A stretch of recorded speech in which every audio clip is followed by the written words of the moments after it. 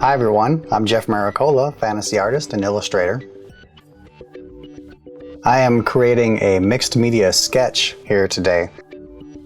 I'm using pencil, brush and ink, acrylic paint, and white colored pencil.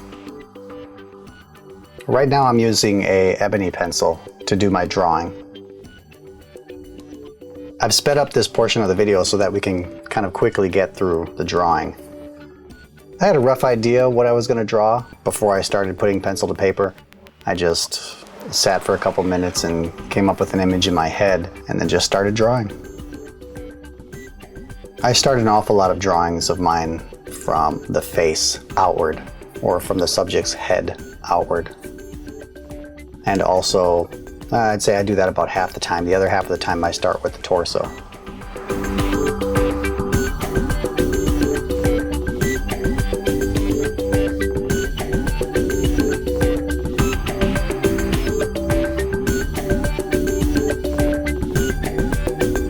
So here I'm using my brush and ink. I'm using a low Cornell brush, a size 3 brush, and I think it's Rapidograph Black India ink.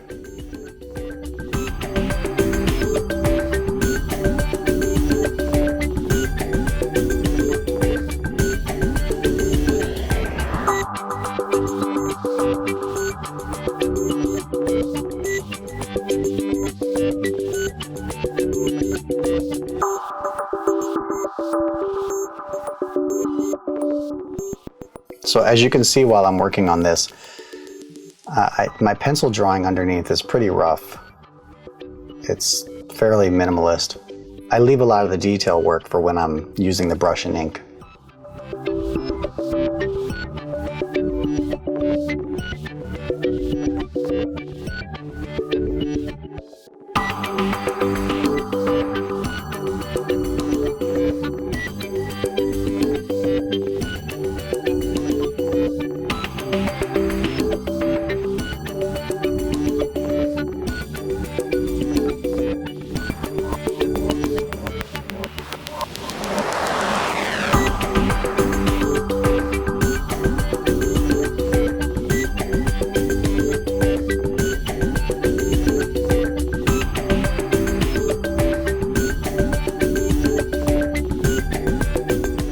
You see that line that I made there on the ear? That's the kind of stuff I love about brush and ink, where you can start thin, apply more pressure with the brush down onto the surface in the middle of the stroke to make the line thicker, and then lift up your hand or decrease the pressure toward the end of the stroke to make the line thin again.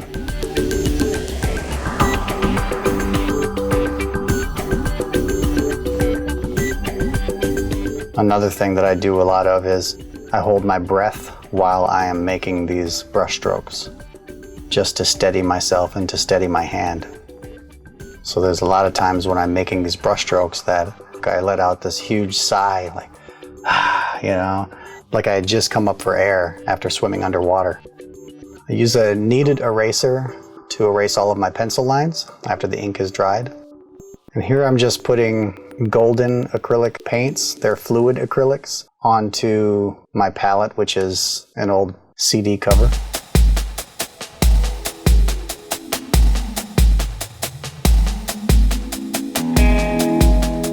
I begin my painting with the brown paint mixed with a little bit of the green and just a bunch of water.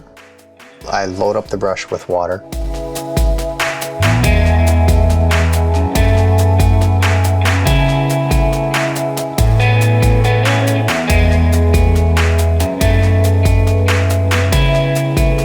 There's one step that I did not record in this video that I've recorded in a lot of my other videos if you've watched them, and that is after I erase all my pencil lines, I do a spray coating over the ink drawing. I use a spray fix, either Blair brand or Krylon brand spray fix, to seal my ink drawing so that when I work into it with my acrylic paints and water, the black lines don't bleed. The black ink that I use is a water-based ink, so if I don't seal it, once I start painting on it, the black lines will bleed or run a little bit. It also seals the surface that I'm working on, so water does not absorb into it too much. So I didn't show that step in this video. I've showed this in many of my other videos. If you've seen those before, then you've seen what I do is I take this thing outside and I spray it outside because the fumes from the spray fix are pretty strong. So I suggest if you do that outdoors. And after letting that dry for about 20 minutes to a half an hour, then I can start painting on it.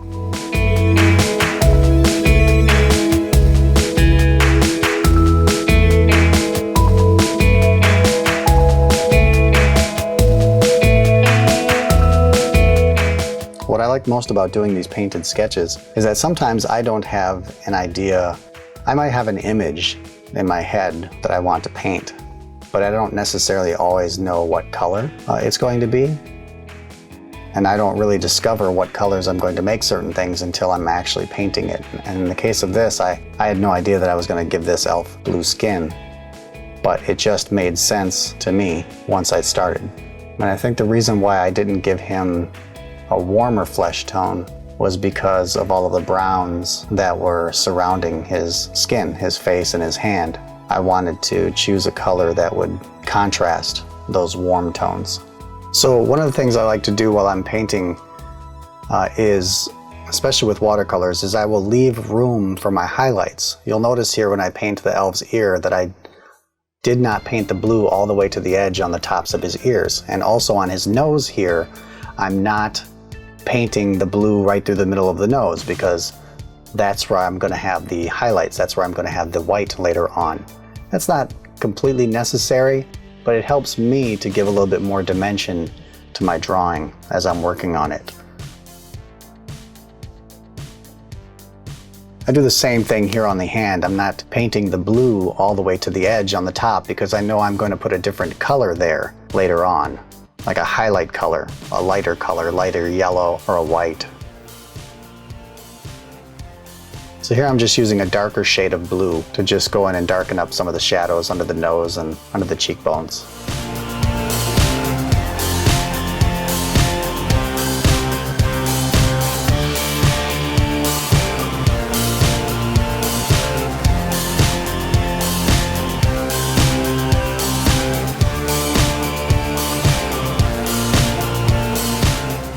I didn't want the elf's face to be completely blue because that's just not interesting to me to have it be all one color. I wanted there to still be some variation in his skin tone. It started with the purple lips, and then I thought I'd add a little bit of purple into the ears and onto the cheeks and the nose, just to at least give some indication that this guy was alive, that there was still some blood underneath that skin of his.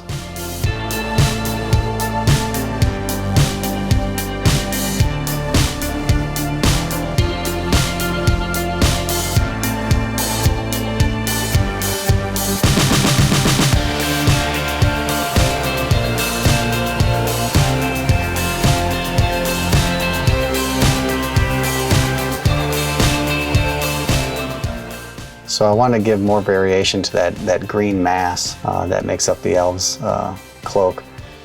Work in some darker areas here, some shading, just make it more interesting to look at. Here I'm loading up the brush with some water and just letting the water and the paint just kind of run down. So here's where I start to unify the entire painting.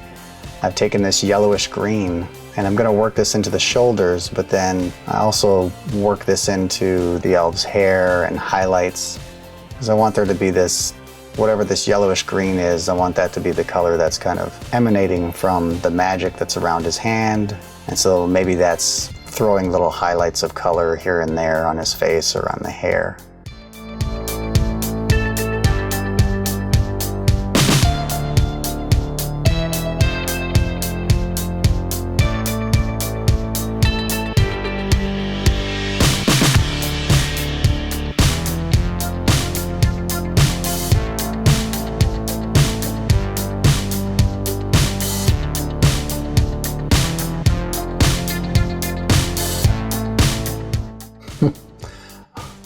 Part of the problem with doing commentary on my videos is that sometimes I get caught up in watching myself paint too.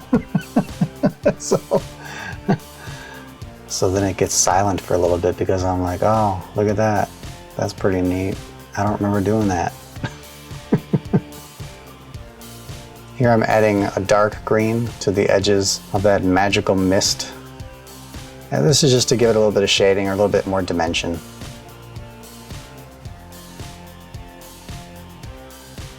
And here's another example of something that just came to me as I was working on the piece. It wasn't planned. I just thought, wouldn't it be nice to have a nice stark bright orange that contrasted against that very yellowish green.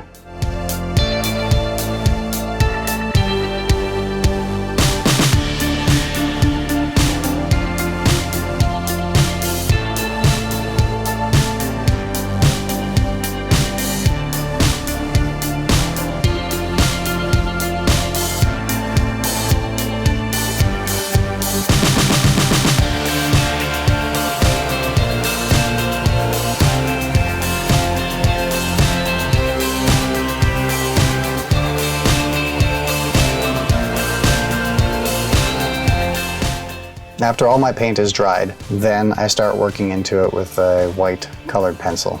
It's a Prismacolor pencil.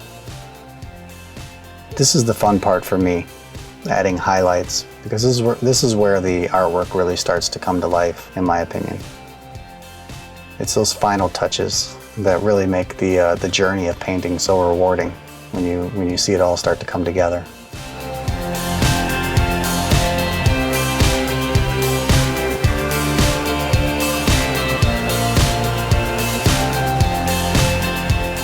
It might be a little hard to tell in this video, but when I sprayed my drawing with spray fix, I actually put on 4 or 5 coats of spray fix. And what that did was it gave the texture of my surface it's a gritty kind of sandpaper texture to it. And you can really see it here on the elf's face, around his nose and his upper lip. All of that white colored pencil I just put on, you can really see the texture there. And in real life, there's even more texture than what you're seeing here in the video. It's pretty cool. It's a neat little effect, a neat little technique that you can do to add texture to your piece.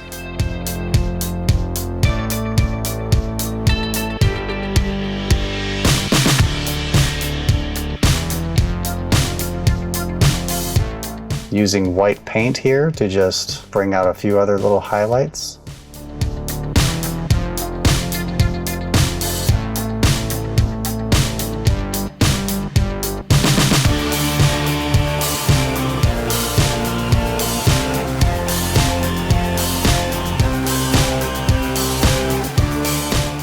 And that's it, the piece is done.